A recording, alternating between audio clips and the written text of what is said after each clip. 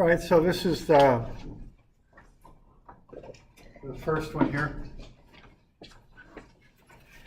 So do we got any questions on this? I mean, basically what you'd be doing with this one is finding the weight of the water. That's probably the simplest way to do it. So you just want to find how much the water weighs. So find the volume of the water, then determine the weight based on the volume. That would be the most straightforward way to do that.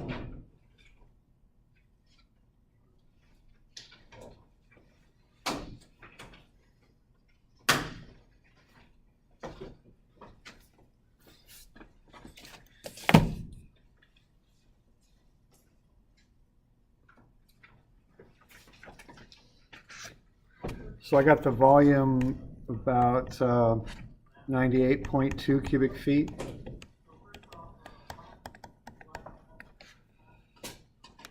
And then the force, which would be the weight, I got that at 6,126 pounds. Now you might get something a little different, but that's roughly what we're talking about.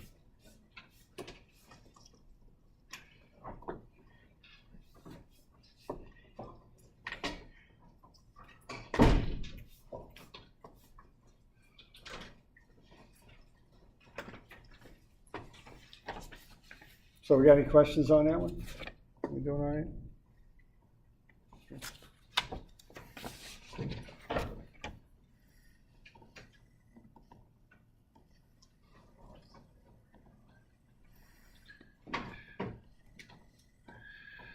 All right, now this next one here, what we're looking at is the water pushing on the dam. So that would be something like that, and we're looking at the force that's caused by that. So what you want to do first is come down here and get the pressure. Now that pressure will be it'll be half of 22. So you'd want to take 22 feet over 2 and get 11 feet. So that's the average depth. Okay. So that's how far down you go to get to the middle of the dam there. And then find the pressure there. And that's going to be 4.76 pounds per inch squared.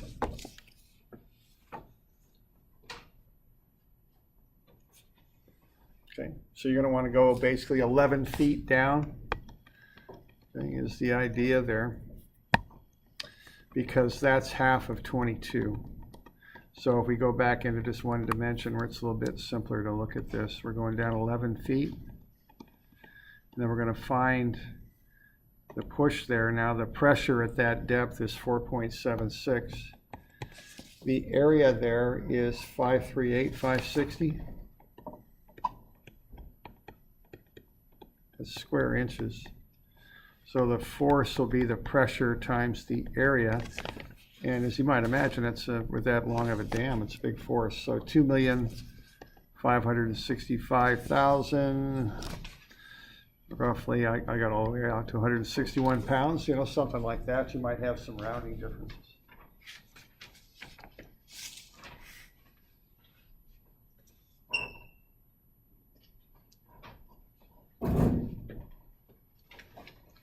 So are we doing all right with that? We got any questions on that bit?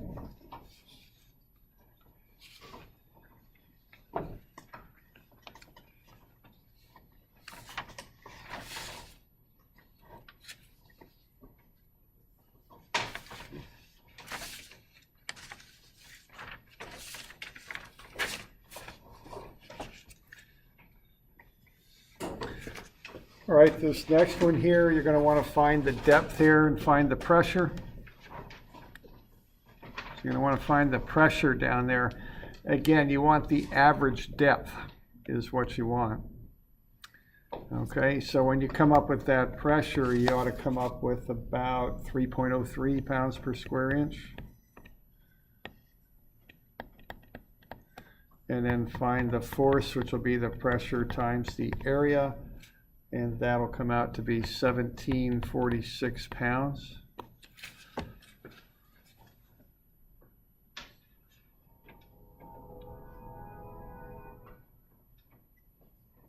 Okay.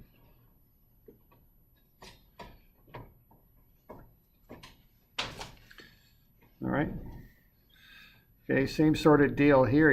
You're given how far up from the bottom you are. You're going to want to get that depth right there, and you're going to want to find the pressure on that valve, and that'll just be a function of the depth. So that'll be 8.05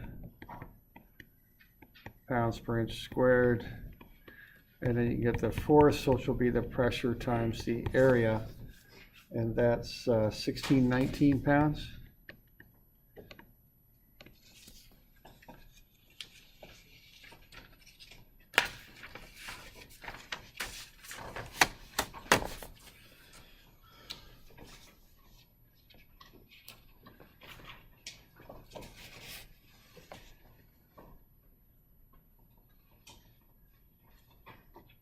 So we're good with that? Any questions on those?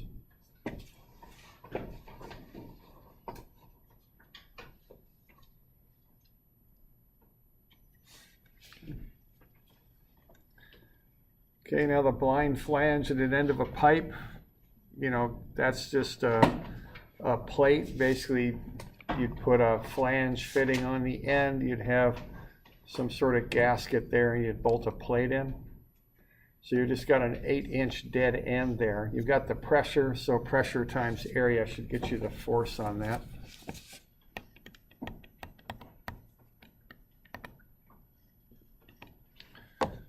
So we all right with that?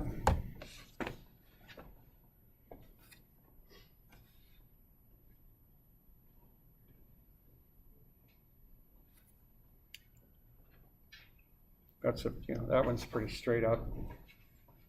You doing all right?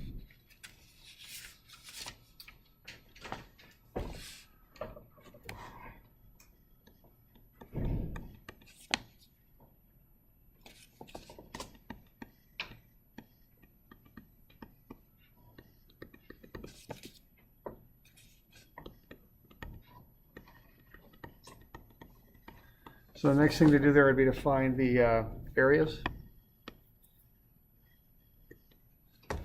on either side based on the 1/2-inch diameter and the 4-inch diameter. Okay, so what we got there, we got a little hydraulic cylinder. We got a small line coming in that we can apply a force to. That'll create a pressure in the fluid. So the pressure then is the force over the area. And what that comes out to be is 3.18 pounds per inch squared. Okay, so there's the pressure. And then based on that, you can get the force on the other side. That'll be the pressure times that area.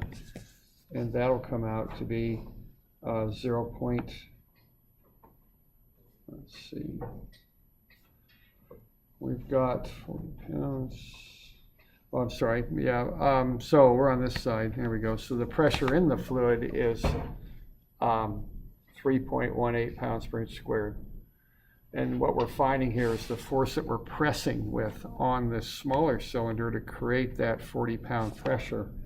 And see, that's only got to be 0.625 pounds. So by changing the diameter of those lines, you can magnify the force, is the idea here.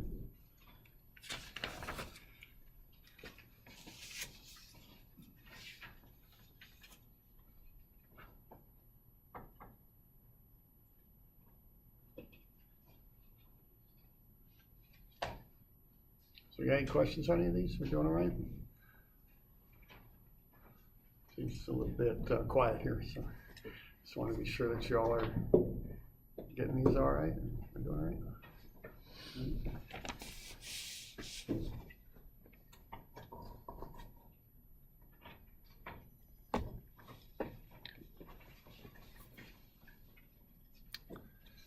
Okay. Okay, the next one there, it's like we've got this thing hung from a scale. And we want to know what's the scale reading going to be when that thing's underwater. So that's like a weight and scale that measures weight. And what we know is the thing weighs in the air, it's 220.5 pounds. That's what it weighs, okay? So gravity's going to pull down on that plate with 220.5 pounds. Now what you're going to have going the other way is the buoyancy. So what that is going to be read on that scale is the difference between the two. Okay, that's the idea here. When something floats, it doesn't weigh as much as it would in the air because all that water force there is trying to push back in and ends up pushing up on the object. So what we're going to have here is some buoyancy force. And the way you get to that is you look at the volume of the object. Okay. So the volume of that is going to be 1.333 cubic feet. And so the buoyancy force based on that will be 83.2 pounds, okay? So what you're going to have is 83.2 pounds pushing up on that gate. The gate itself weighs 220.5. So what that scale on the top is going to do is read the difference. So that'll be 137.3 pounds that the scale will read.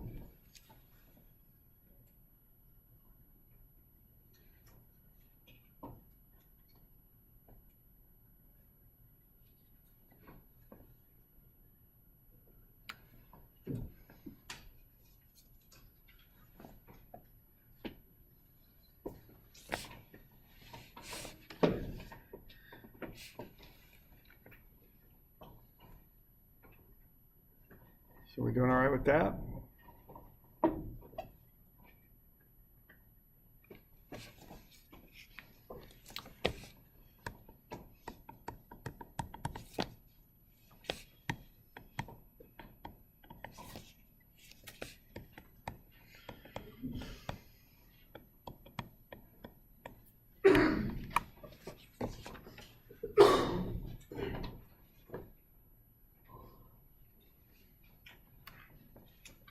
All right, so that next one there, we've got a thrust block with a 90-degree bend as that pipe comes around. We want to know what that area needs to be on the back side of the thrust block. It's going to push up against the undisturbed soil in the trench. All right. So what you want to do here is find these different things. Okay, the pressure, what you're going to use for that is 127.5 psi. Okay, that'll be the pressure. Remember that you're factoring up the internal pressure, that actual internal pressure, by 1.5.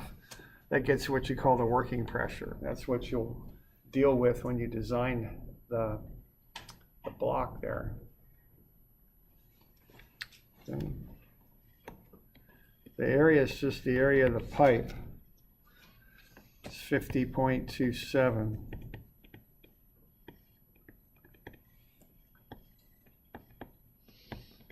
And then you'd want to calculate up the sine of 45, and that's 0.707. There's no units on that. And I've got the bum area there. That should be inches squared. Okay.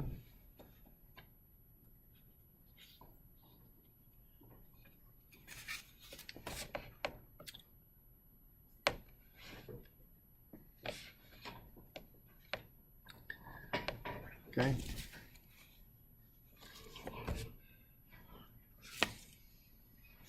So when you calculate the force, you ought to come up with just a bit over 9,000 pounds. And you know that each square foot of area there on the soil can hold 3,000 pounds. Okay, so you're going to need an area a little bit over 3 square feet.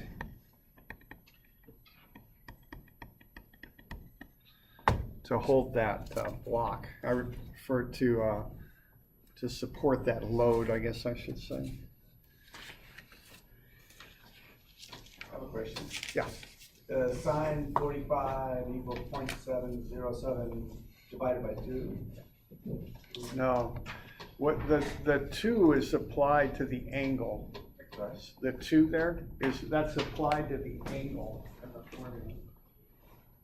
So I'm taking 90, which is the bend angle, and dividing it by 2, and that gets me to 45. So the 2 goes into the angle and turns the 90 into 45. From there, it's just sine of 45. Yeah, so, okay.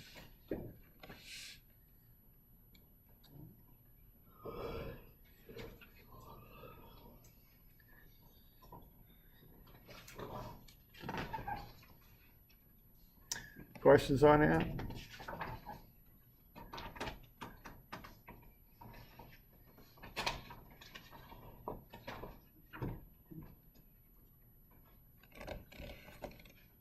Okay, so there's a thrust block, and you can see that inspectors measuring that back side, it looks like, just to be sure it's big enough for what they need. And you can see the condition of that soil that thrust block's up against. See, that's undisturbed native soil there, so they're taking that load from the pipe and they're running it through the thrust block and then applying it to the back side of that trench that's not been dug up. So, and they have an idea what that back side of the trench can handle, and they're going to spread that load out enough so they don't crush the soil, so it can handle it. Okay, that's the idea there. Okay, so that inspector's just making sure that thrust block's big enough to do the job, it looks like.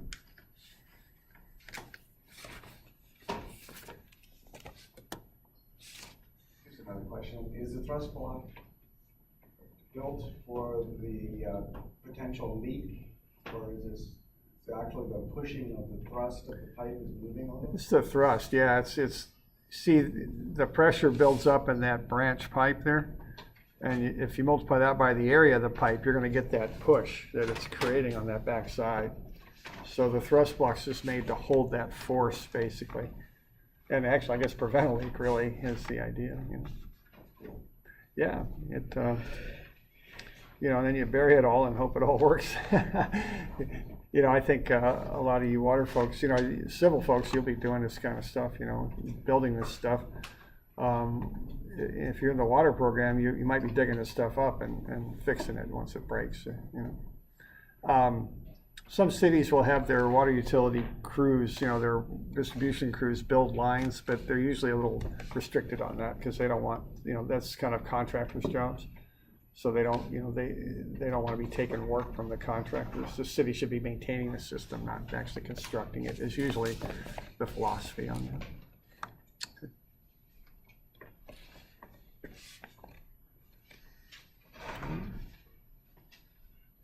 So we're doing all right. Questions on that?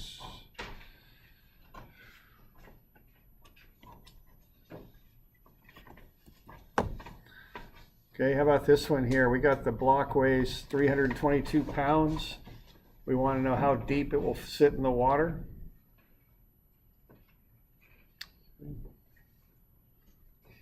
That's kind of the challenging one.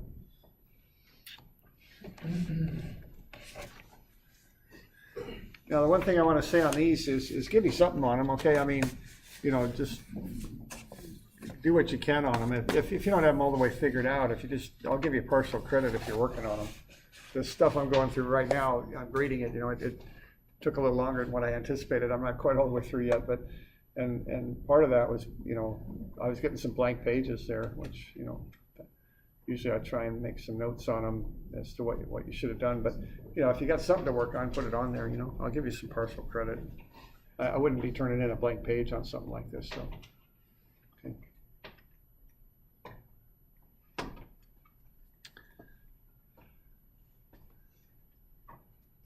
Any questions on this one? You just want to figure out how deep that thing's going to sit in the water. Okay.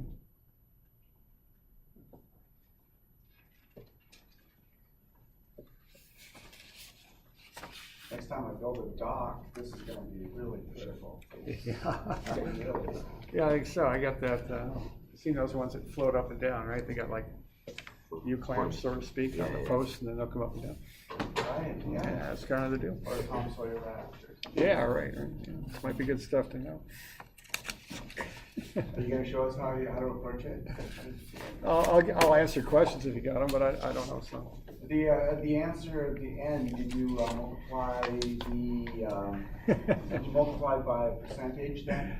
That's one way to approach it, sure. I mean, yeah, I think the heavier that thing is, the deeper it's gonna sit, right? So you have to consider the weight of it. And you could look at a percentage. There's different ways to solve it. Percentage would be one way to do it, for sure. I've seen it done. There's a few different ways to get this.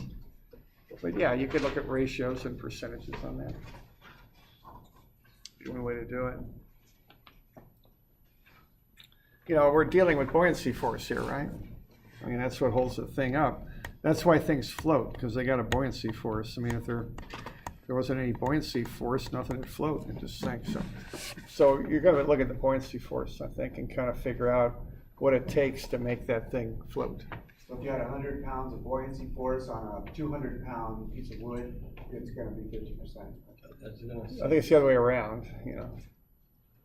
Because if you had 100 pounds of buoyancy force on a 200-pound object, it would sink, right? Because the thing would be too heavy. So it's kind of the other way around. If you had, well, I don't know. It's a little hard to just kind of. There's different ways of looking at this, I guess I would say. I have to be kind of careful of how I would answer that, I suppose. But I think you're on the right track from what you're saying there. Okay. It sounds that way, certainly.